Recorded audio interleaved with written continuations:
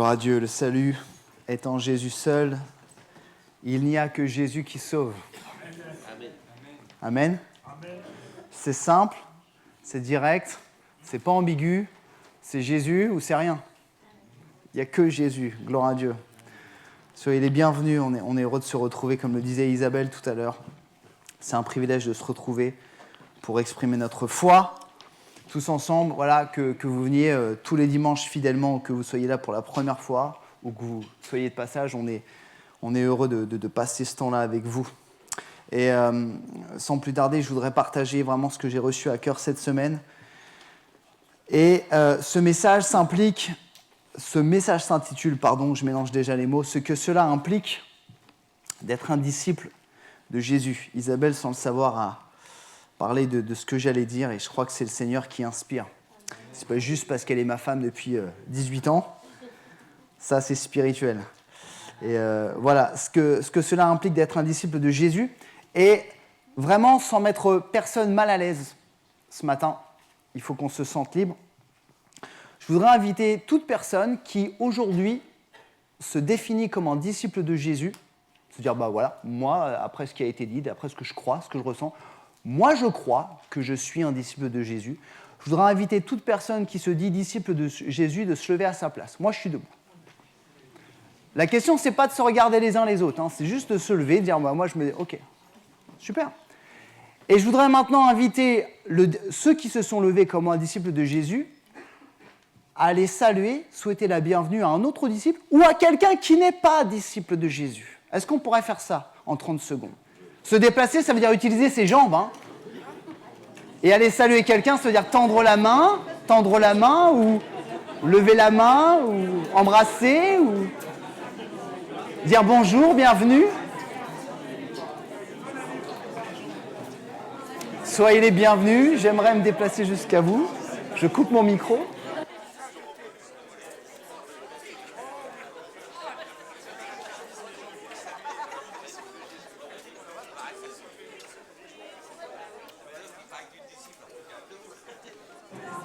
Voilà, amen. Je vous invite à... Voilà. Je vous invite à reprendre place. Je suis désolé si je bouleverse un petit peu. Voilà, ce que ça implique déjà, les disciples de Jésus sont ceux et celles qui vont vers les autres. Sont ceux et celles qui font le premier pas, pas uniquement vers les chrétiens, mais vers les autres personnes en fait. Donc, je voudrais... merci de vous être levés. C'est important parce qu'aujourd'hui, on va parler de ce que c'est vraiment d'être disciple de Jésus.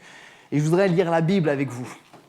Et si vous n'avez pas de Bible, si vous venez pour la première fois, on serait vraiment heureux de vous en offrir une, gratuitement, bien sûr. N'hésitez pas à nous retrouver à l'espace d'accueil à la fin. Mais pour le confort de tous, ça va s'afficher sur l'écran derrière moi. C'est l'Évangile de Matthieu, le premier livre du Nouveau Testament. À la fin de l'évangile de Matthieu, le dernier chapitre, et c'est à la fin du dernier chapitre de Matthieu, donc c'est vraiment à la toute fin, Matthieu 28. Et donc, il nous est dit, les 11 disciples, c'est bizarre, ils étaient 12, mais il n'y en a plus que 11, parce que la Bible dit qu'il y en a un qui a trahi Jésus. Voilà, pour ceux qui ne savaient pas, et le nom de cet homme est Judas. Voilà, Judas Iscariote, c'est celui qui a trahi Jésus. Les 11 disciples, après la mort de Jésus, se rendirent en Galilée, sur la colline que Jésus leur avait indiquée. Jésus, avant de mourir, a dit des choses à ses disciples, ils n'ont pas tout compris, ils sont un peu comme nous, ils comprennent à peu près la moitié.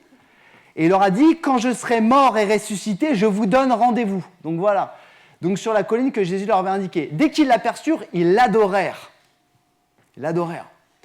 Quelques-uns, cependant, eurent des doutes. Certaines versions de la Bible disent, certains doutèrent que ce soit vraiment Jésus. Est-ce que c'est peut-être pas un fantôme ? Est-ce que c'est... Voilà, ils étaient humains. Alors Jésus s'approcha d'eux et leur parla ainsi. Notez bien ce verset, ça m'a beaucoup impacté cette semaine, je ne prêche pas dessus, mais « J'ai reçu tout pouvoir dans le ciel et sur la terre. » Jésus a reçu tout pouvoir dans le ciel et sur la terre. Il n'y a personne qui est au-dessus de lui. Jésus a reçu tout pouvoir dans le ciel et sur la terre. C'est quand même énorme. C'est wow. Bon, bref. Ça me bouleverse. Allez donc dans le monde entier, faites des disciples parmi tous les peuples, baptisez-les au nom du Père, du Fils et du Saint-Esprit, et apprenez-leur à obéir à tout ce que je vous ai prescrit. Donc Jésus leur dit, j'ai reçu tout pouvoir, donc allez. Et voici, je suis moi-même avec vous chaque jour jusqu'à la fin du monde. Amen. Donc en lisant ça, on pourrait se dire, en fait, d'après les directives de Jésus, la devise des disciples, c'était certainement, ils ont été sauvés pour répandre la bonne nouvelle.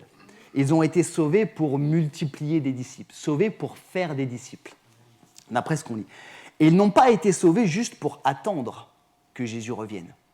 Saisissez la différence ? Sauver, c'est la devise de l'armée du salut, save to serve, sauver pour servir. Mais là, en lisant ça, on se dirait sauver pour multiplier, pour aller de la part de Jésus. Et je me suis dit, sans les disciples, nous ne serions certainement pas là.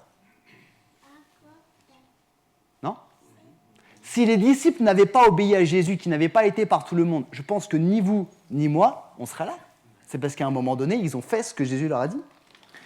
Ils étaient reconnus disciples parce qu'ils étaient avec Jésus, mais aussi parce qu'ils ont prêché et ils ont fait des disciples comme Jésus leur a demandé. Une idée centrale du partage de ce matin, c'est accepter la portée du sacrifice de Jésus à la croix. Accepter que Jésus soit mort pour moi, pour me pardonner mes péchés, pour me donner la vie éternelle, c'est aussi accepter les conditions du contrat. Et là, vous dites, il n'y a pas de contrat, le salut, c'est gratos. Oui, c'est gratuit. Mais il y a des conditions. Jésus dit, si jamais tu acceptes que je sois mort pour toi, pour te laver de tes péchés, pour te réconcilier avec Dieu, alors tu meurs à toi-même et tu m'appartiens. Ah, il y a moins d'amen à Dieu d'un coup.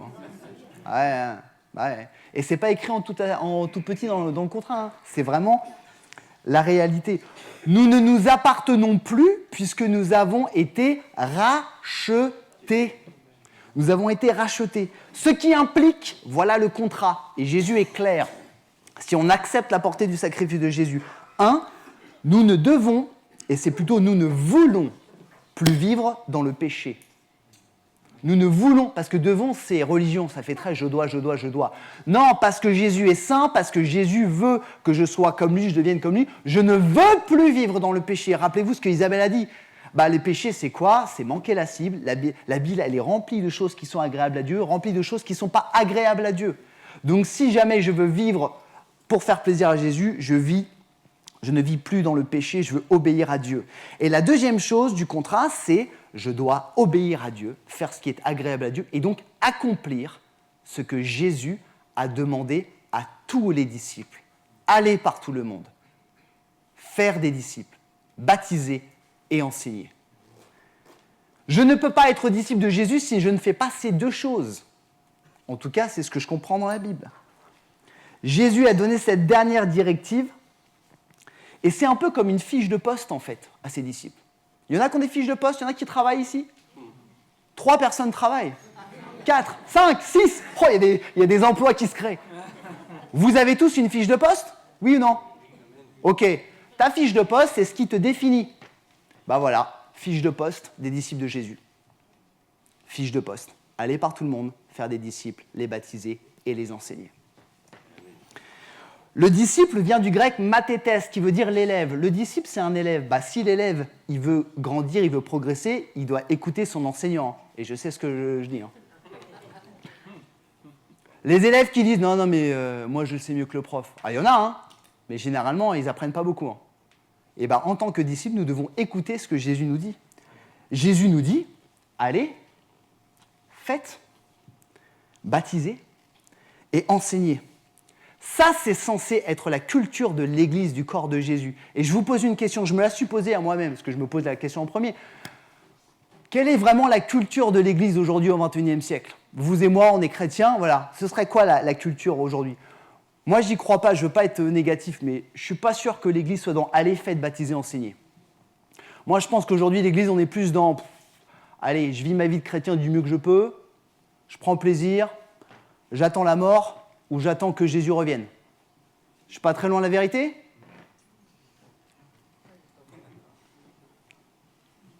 La mort le plus tard possible, hein, bien sûr. Nous devons changer la culture de l'Église, pas parce que c'est nouveauté, on est en 2025, non, parce qu'on doit revenir à ce que la Bible, elle dit.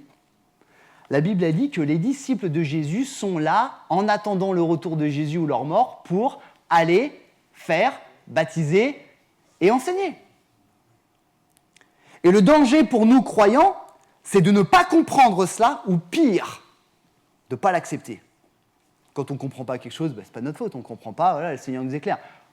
Quand on n'accepte pas quelque chose, ça démontre un peu un esprit rebelle. Et le Seigneur nous a donné des choses à faire en attendant son retour sur Terre, ou notre mort physique sur Terre. Et je voudrais simplement parler de ces 4 piliers, et je voudrais faire peut-être, permettez-moi, une image, une comparaison pour que ça nous parle à tous.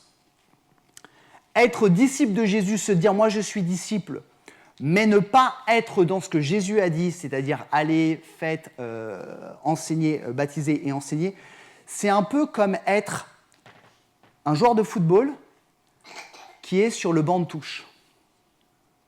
Suivez-moi bien. Le joueur de football du banc de touche, il fait partie d'équipe. Il a le maillot, il a les protèges tibia, il voit le match, il voit ses partenaires, mais il est sur la touche.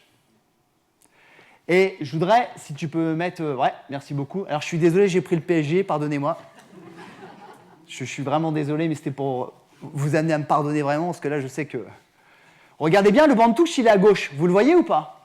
Les bancs de touche sont à gauche.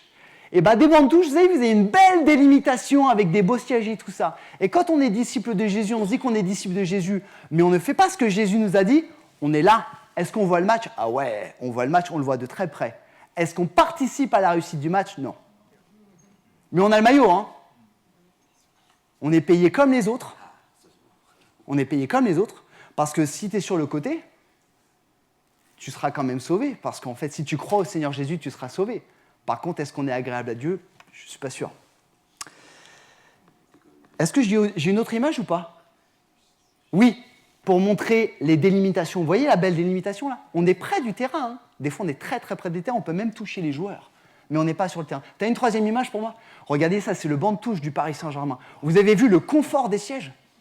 Moi, je suis joueur remplaçant, je ne sors pas de mon siège. C'est un scandale quand même. Hein. J'aurais dû prendre l'OM, mon frère, je suis désolé. Et pourquoi j'ai pris ça? Parce que souvent, quand on est sur le banc de touche, on est confortable. On est à l'abri de la pluie. On ne prend pas les coups, on ne sue pas. Et quand on est sur le banc de touche, on fait quoi? On donne des conseils. Cours plus vite! Vas-y! Fais ci! Fais ça! C'est bien! Marque! Mais on est sur le banc de touche.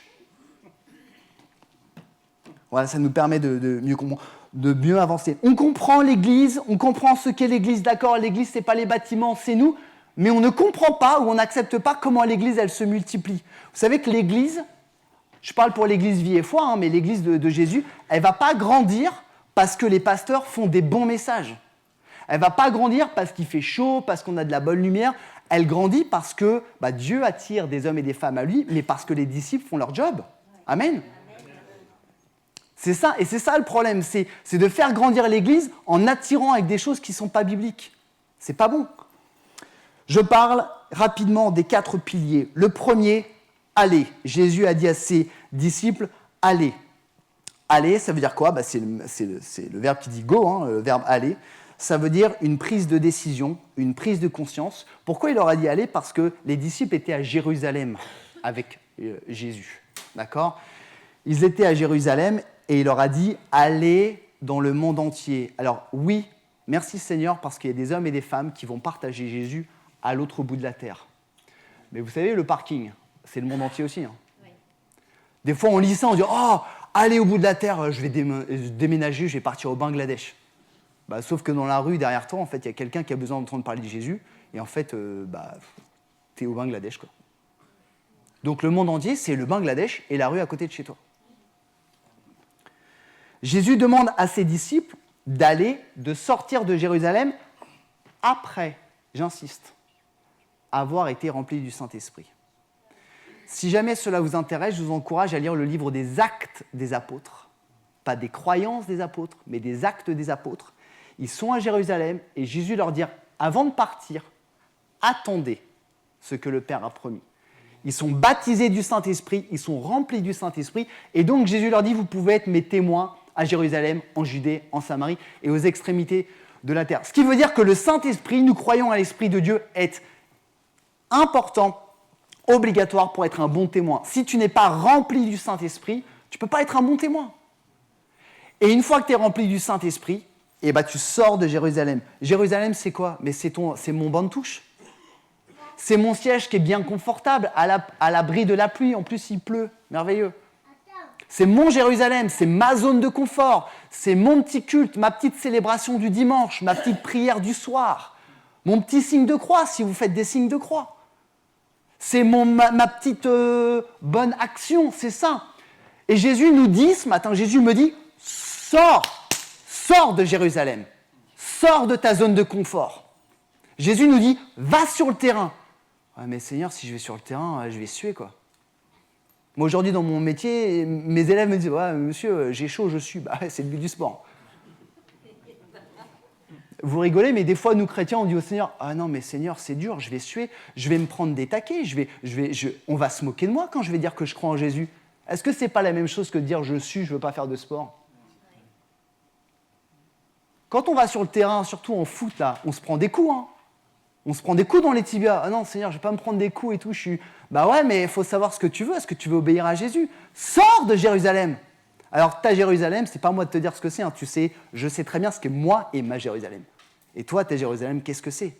Et le Seigneur te dit, le Seigneur me dit, comme il a dit à ses disciples, allez, sors. Devons prendre conscience de ça. Ça veut dire rentrer sur le terrain et accepter de suer, de prendre des coups. Le deuxième, c'est faites des disciples parmi tous les peuples. Faites. Ça veut dire être dans l'action. Comment est-ce qu'on fait un gâteau? Avec des ingrédients. Okay? Comment est-ce qu'on fait une pizza? Avec des ingrédients. Comment est-ce qu'on fait des disciples? Comment est-ce qu'on fait des disciples? Avec des ingrédients, avec des disciples, avec la parole de Dieu, en semant. En semant, du verbe semer, hein, semant des céréales, ce que vous voulez. Et la Bible nous dit qu'on doit semer. Et je voudrais insister ce matin sur dire que celui qui sème, c'est pas Dieu. Hein. C'est pas Dieu qui sème, c'est lui qui fait grandir. À votre avis, qui est-ce qui sème? Bah, c'est nous, c'est moi, c'est vous. C'est la personne à côté de toi, si elle est disciple de Jésus. Je voudrais lire un texte avec vous. Il n'est pas sur le truc, Miguel. Je vais lire, c'est dans Romains 10, 13. Si vous voulez suivre avec moi, si vous avez votre Bible, sinon je vais le lire doucement. C'est un texte qui m'est venu sur ce point-là. Écoutons bien. Je commence au verset 13 du chapitre 10 de Romains. Tous ceux qui invoqueront le Seigneur seront sauvés. Voilà, si ce matin tu ne crois pas en Jésus, si tu invoques Jésus, si tu invoques Dieu, si tu crois en Dieu, si tu l'invoques, vraiment sincèrement, tu seras sauvé. Mais il nous est dit, mais comment feront-ils appel à lui s'ils n'ont pas cru en lui? Et comment croiront-ils en lui s'ils ne l'ont pas entendu? Et comment entendront-ils s'il n'y a personne pour le leur annoncer? Et comment y aura-t-il des gens pour l'annoncer s'ils ne sont pas envoyés? Aussi est-il dit dans l'Écriture qu'ils sont beaux les pas ou les pieds de ceux qui annoncent de bonnes nouvelles. Ce passage nous dit qu'ils sont beaux les pieds de ceux qui s'aiment, qui parlent de Jésus autour d'eux. Ça, c'est important. Que faisons-nous aujourd'hui pour répandre, pour semer l'Évangile? Ce n'est pas en récitant la Bible que tu vas semer l'Évangile. Hein. On pense à ça, ben oui, c'est bien. Mais peut-être que tu vas juste passer du temps avec quelqu'un, peut-être que tu vas aimer quelqu'un, peut-être que tu vas faire quelque chose pour quelqu'un. C'est en ça de montrer que tu es un disciple de Jésus. Je partage deux rapides anecdotes. Il y a un frère de notre assemblée que je ne citerai pas pour le mettre mal à l'aise cette semaine qui m'a contacté. Il a été hospitalisé, il a subi une intervention et il me partageait ce témoignage que dans sa chambre au réveil, il était avec 2 autres personnes et il a commencé à parler avec un monsieur qui, bizarrement, lui déballe sa vie et lui dit qu'il passe par de grandes souffrances. Ce frère a lutté. Il s'est dit, bon, J'aimerais bien lui parler de Jésus. Qu'est-ce que je dis? Je fais quoi? Et après des minutes et des minutes de lutte avec lui-même, parce qu'on lutte tous avec nous-mêmes, il a pris son courage à deux mains, j'ai envie de dire plutôt son obéissance à deux mains. Il s'est approché de ce monsieur et il lui a dit, écoutez monsieur, je suis chrétien, est-ce que vous me permettez de prier pour vous? Vous savez ce que ce monsieur a dit? Il a dit oui. Et le frère de l'Assemblée a prié pour ce monsieur. C'est ça, semer. Est-ce que c'était facile? Non. Deuxième anecdote. J'ai rencontré un jour, dans le cadre de mes activités professionnelles en poste de secours, un collègue qui était enseignant comme moi, prof de maths, et voilà, on parle tout ça, et puis on parle à dire que voilà, on est croyant, moi je suis croyant, voilà. Eh bien, protestant, évangélique, ouais, j'ai rencontré un gars comme ça. Ah, je suis là, d'accord, ok. Et là, mon collègue m'explique que quand il était sur Paris, il était diplômé, c'était pendant le Covid, il était avec son colocataire, qui est également prof de maths, je crois, et qui lui a proposé pendant comment ça s'appelle en Covid, tout a été fermé là. Confinement, merci. Il lui a proposé, est-ce que tu voudrais faire le parcours alpha avec moi? Le parcours alpha, c'est un parcours où on lit la Bible et on apprend à découvrir Jésus. Il a dit oui. Alors, malheureusement, en tout cas, quand je parlais avec ce gars, il n'était pas encore au Seigneur. Mais ce jeune chrétien, prof de maths, a proposé à son colocataire de faire un parcours pour découvrir la Bible. Si ça, c'est pas semé. Et il n'a pas pris sa Bible en disant « alors je vais te lire les psaumes ». C'est ça, semer.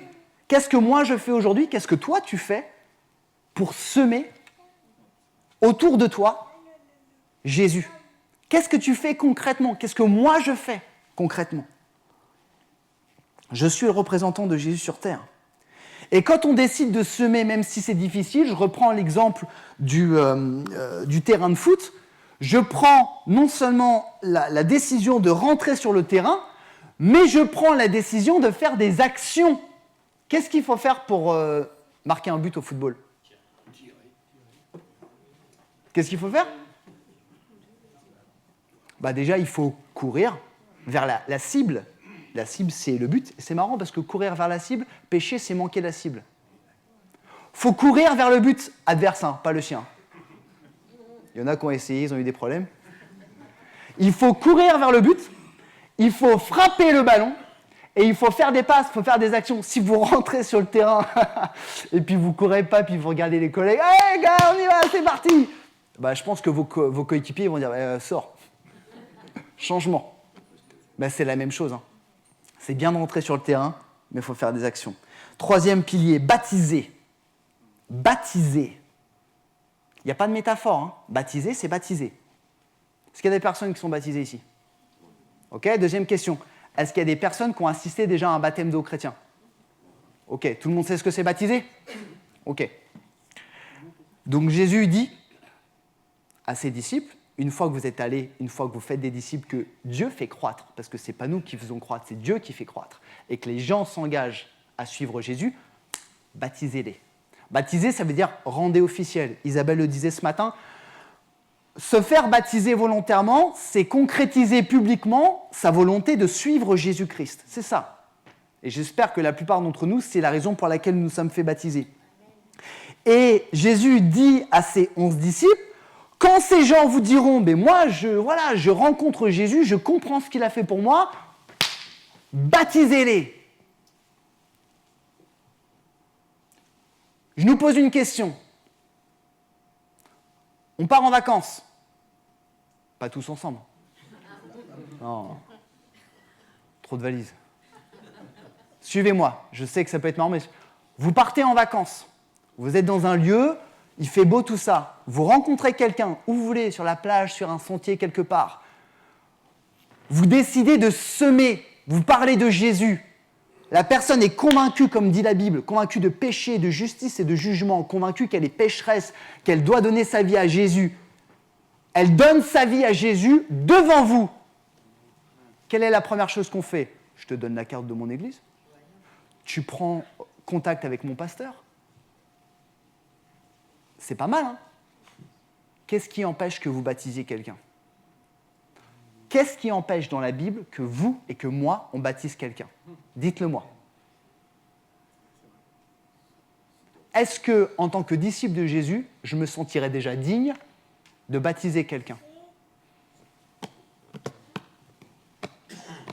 Est-ce que je serais prêt? Est-ce que je serais prêt?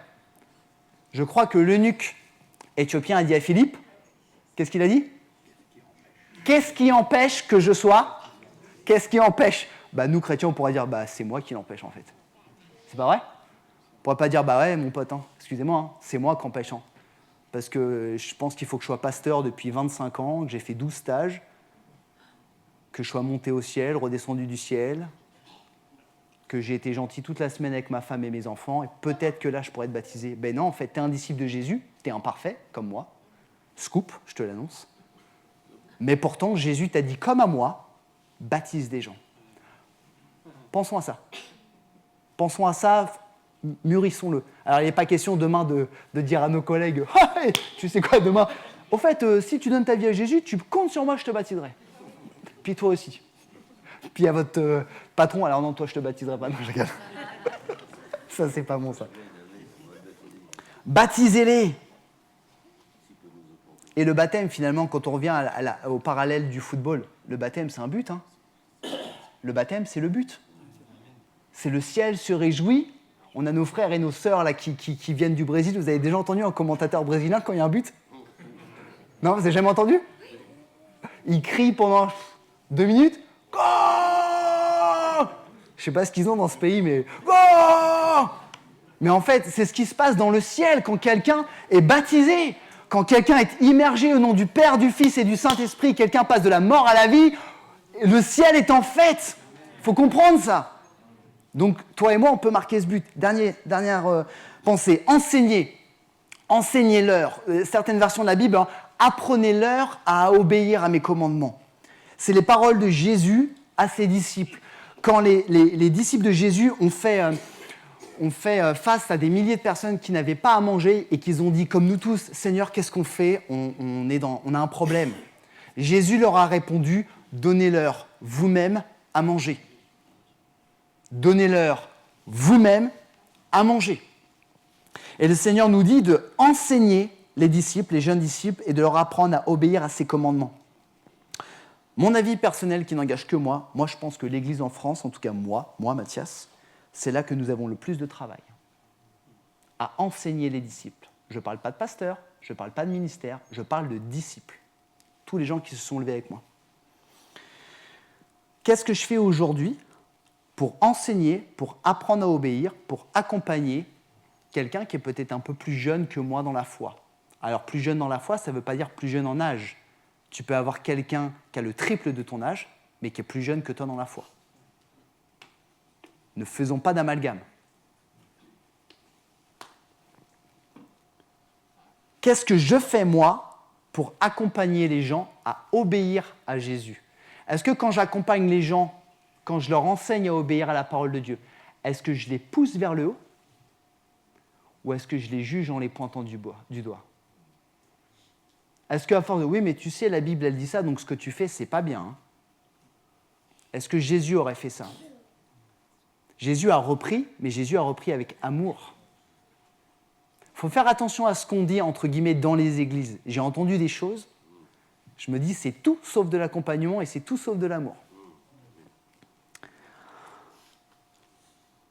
Oui, l'église locale a plein de dispositifs. Nous avons les rencontres de semaine, nous avons les cultes, nous avons les groupes de maison, nous avons l'institut biblique. Il y a plein de trucs pour apprendre à obéir à Jésus. C'est super. C'est de la responsabilité des responsables de l'église. Mais toi, moi, qu'est-ce qu'on fait? S'il y a un truc, il y a une réunion, là, tu prends rendez-vous avec le pasteur ou tu fais des groupes de maison. Ouais, mais toi, qu'est-ce que tu fais? Qu'est-ce que moi je fais? Pour accompagner et pour enseigner un jeune disciple de Jésus, donc quelqu'un qui peut-être est venu à Jésus peut-être après moi, peut-être quelqu'un qui a besoin, il faut 3 choses. La première, c'est la connaissance. La Bible dit, on le cite souvent, faute de connaissance, le peuple périt. Il faut la connaissance. Tu ne peux pas apprendre à quelqu'un à obéir à la Bible si tu ne connais pas la Bible. Déclaration philosophique. Tu ne peux pas apprendre à quelqu'un à obéir à la Bible si tu ne connais pas la Bible. Et pour connaître la Bible, il faut... Voilà. Vous êtes au taquet. Je lis l'épître de Paul aux Colossiens. Paul parle à une église que la parole du Christ réside au milieu de vous dans toute sa richesse. Il parle à des chrétiens. Que la parole de Jésus, du Christ, réside au milieu de vous dans toute sa richesse, qu'elle vous inspire une pleine sagesse pour vous instruire, oh c'est bizarre, pour vous instruire et vous avertir les uns les autres, pas pour vous juger, hein. Pour vous instruire et pour vous avertir les uns les autres. C'est-à-dire que si je vois que mon frère ou ma sœur fait quelque chose et dans la parole ça ne me semble pas en accord, c'est de mon rôle de disciple de lui dire, écoute mon frère, ma sœur, la Bible elle dit ça, t'es sûr que, et pas pointer du doigt en maudissant. Hein. Première chose, la connaissance pour accompagner. Deuxième chose, de l'humilité et de l'amour. Lettre aux Philippiens, Paul parle à des chrétiens et il dit « Oui, Dieu m'en est témoin, je vous aime tous de l'affection que vous porte Jésus. » Prenons 2 secondes pour lire cette phrase. Moi, je suis incapable de vous dire ça. Je vous le confesse, c'est pas vrai. Je vous aime, hein. Je vous aime de l'affection que vous porte Jésus. C'est-à-dire que dans le cœur de Paul, il y avait l'amour de Jésus pour les chrétiens. Et donc, c'est de ça que nous devons nous aimer les uns les autres. On ne doit pas s'aimer parce qu'on se trouve sympa, on a le même âge, on fait de la musique, on fait du sport, on vient du même pays. Non, on doit s'aimer parce que Dieu met en nous son amour et on doit s'aimer de cet amour-là. Et c'est en ça que je pourrais accompagner mon frère, ma sœur, peut-être le reprendre avec amour. Troisième chose, il faut du temps et il faut de l'investissement parce que accompagner quelqu'un, ça prend du temps. Il y a des gens qui forment dans leur travail. Non ? Est-ce qu'il y a des gens qui sont amenés à former des gens dans leur... Ok, super. La formation, est-ce que ça prend 3 heures ? Enfin, certaines tâches. Hein.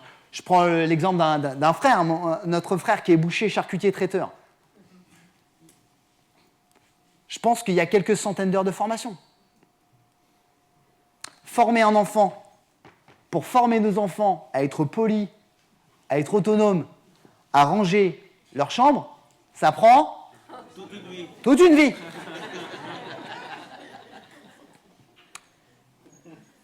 Et on voudrait que quelqu'un qui donne sa vie à Jésus, il vienne 2-3 fois à l'église et puis en avant Guingamp. Bah non, ça prend du temps. Et le temps, qui doit le prendre ? C'est pas le pasteur, hein. Désolé. Hein. C'est le disciple. C'est moi en tant que disciple, c'est toi. Nous avons à l'église des fois des petits groupes de prière. À votre avis, est-ce que c'est juste une activité pour être cool, pour être sympa ? Mais non, c'est parce qu'on doit apprendre à prendre du temps pour prendre soin les uns des autres. Et je peux vous dire que des fois, on n'a pas le temps, ou on aimerait, mais quelque part, si je prends du temps pour investir, pour passer du temps avec mon frère et ma sœur, pour prier, pour prendre soin, c'est là que je fais le travail de disciple. Et c'est là que je peux partager quelque chose pour apprendre à grandir. Et l'humilité, parce que j'accompagne quelqu'un, mais je suis moi-même accompagné par quelqu'un. C'est ça qui est génial. C'est qu'on a toujours quelqu'un qui est, entre guillemets, au-dessus de nous et qui nous accompagne. Je voudrais terminer. Et je nous pose la question, et ne le prenez absolument pas comme un jugement. Et je pense que la parole de Dieu, elle nous amène à nous poser des questions. Où est-ce que moi j'en suis dans cette mission de disciple que Jésus nous a donnée dans ce processus de multiplication ? Parce que finalement, des disciples de Jésus, ce n'est pas uniquement des gens qui croient, c'est des gens qui croient et qui font des disciples. Et nous, l'Église française, rouennaise, tout ce que vous voulez, on est OK pour croire, on est OK pour grandir avec Jésus, on est OK pour se rassembler les uns avec les autres. Par contre, faire des disciples, je n'ai pas l'impression qu'on soit... Je parle pour moi en tout cas. Moi, je n'ai pas l'impression que je sois très bon dans le faisage de disciples. Excusez-moi pour le mot. Et pour autant, quand on lit la parole de Dieu, quand on lit la Bible, c'est ce qui est marqué. Et je pense qu'on a tous à cœur, en tout cas je l'espère, que le royaume de Dieu grandisse. Ouais ? Hein ? On a à cœur que le royaume de Dieu grandisse, qu'il y ait des hommes et des femmes, des jeunes, des enfants qui viennent à Jésus, hein, et que les gens qui malheureusement sont condamnés aujourd'hui aient la vie éternelle. On est tous d'accord avec ça ? Ok. Mais on a une part de responsabilité. On a une vraie part de responsabilité. Et laissez-moi vous dire, en tant que pasteur de cette église, Moi, ça ne m'intéresse pas que l'Église Vie et Foi, elle grandisse parce qu'il y a des gens qui déménagent, il y a des gens qui ne sont pas satisfaits de leur assemblée. Moi, ça ne m'intéresse pas. Merci Seigneur pour ces gens qui viennent, ils sont les bienvenus. Mais moi, ce qui m'intéresse, c'est que l'Église, elle grandisse. Parce qu'il y a des hommes et des femmes qui ont rencontré Jésus. Et ces hommes et ces femmes, ils ont rencontré Jésus, pas parce qu'ils ont rencontré un super pasteur ou un super enseignement ou une super conférence.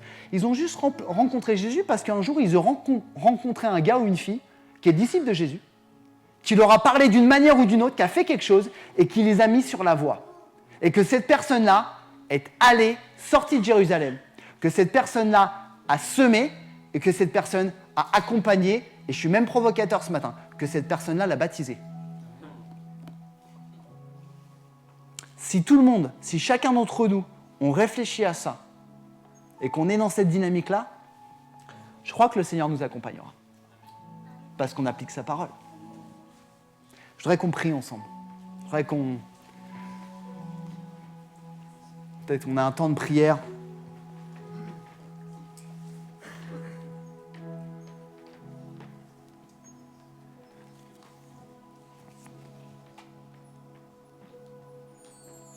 On va juste qu'on puisse peut-être demeurer dans le silence quelques secondes et peut-être laisser le Seigneur parler à nos cœurs. Laisser le Saint-Esprit nous parler ce matin.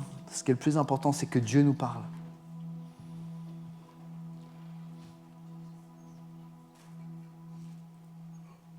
Seigneur Jésus.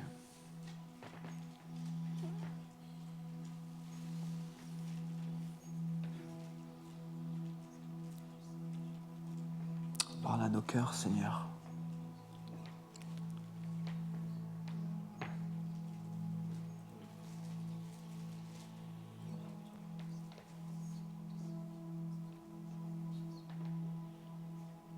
Alléluia, Seigneur.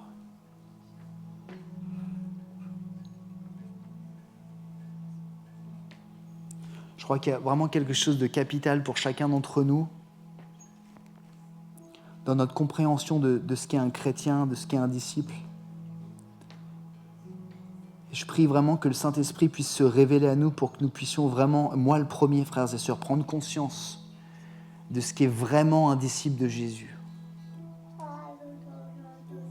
Le Seigneur nous a promis de grandes choses. Tout pouvoir lui a été donné dans le ciel et sur la terre. Et il nous envoie pour bénir, pour semer. Mais il faut que nous puissions répondre à cela. Et pour répondre à cela, il faut que nous puissions prendre conscience, peut-être accepter, peut-être demander pardon au Seigneur pour ce que nous n'avons pas fait ou pas assez fait.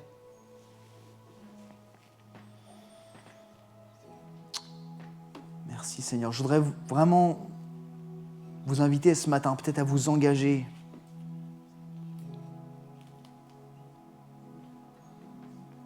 Et on ne va pas le faire publiquement ce matin. Je ne vais pas vous demander de vous lever, je ne vais pas vous demander de vous approcher, parce qu'il n'y a que Dieu qui voit.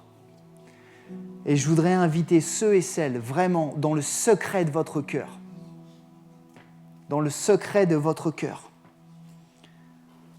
Si votre désir, c'est d'obéir à Jésus ce matin, et de vraiment lui être agréable, dans le secret de votre cœur, de vous engager à dire « Seigneur Jésus, moi je veux être un vrai disciple et je veux obéir à ce que tu nous as enseigné. Je veux être un faiseur de disciples. » Et là où vous êtes, dans le secret de votre cœur, si jamais c'est votre cas, je vous invite à le faire. Parce que Dieu regarde au cœur, Dieu sait, Dieu connaît toutes choses.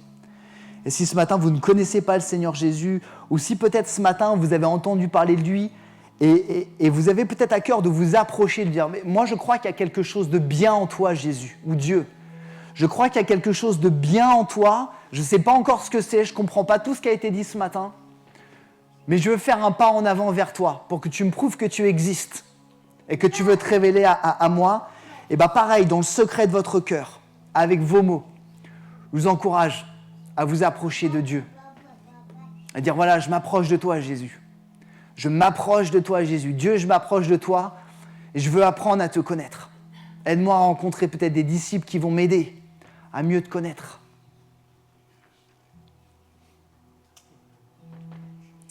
Merci Seigneur. Merci Seigneur encore pour... Merci pour ta parole, merci pour la Bible, Seigneur Jésus, que tu nous as laissée. Seigneur, nous voulons tellement obéir à ta parole. Aide-nous par le Saint-Esprit à mieux la comprendre et surtout à mieux l'appliquer. Aide-nous à être de vrais disciples, pas simplement peut-être des gens qui se disent chrétiens ou disciples, mais Seigneur, aide-nous à être de vrais disciples tels que toi tu les veux, Jésus. Vraiment tels que toi tu les veux, que tu puisses aider chacun d'entre nous, à rentrer vraiment, à sortir de ce banc de touche, Seigneur Jésus. Vraiment à faire l'effort. Oui, ce sera peut-être difficile, ce sera certainement difficile, Seigneur. Mais tu nous rappelles que tu as reçu tout pouvoir dans le ciel et sur la terre et que tu seras avec nous jusqu'à la fin du monde. Merci pour cette promesse, Seigneur. Et merci parce que nous avons la certitude que si nous rentrons sur ce terrain, tu rentreras avec nous, Seigneur. Tu seras à côté de nous dans tout ce que nous ferons. Et je prie pour toutes les personnes qui ont pris cet engagement. Et aussi peut-être si des personnes ont pris cet engagement de se rapprocher de toi, Seigneur. Mon Dieu, parce que tu es un Dieu fidèle et vrai, révèle-toi à elle ce matin, Jésus. Amen. Que Dieu vous bénisse. Merci pour votre attention.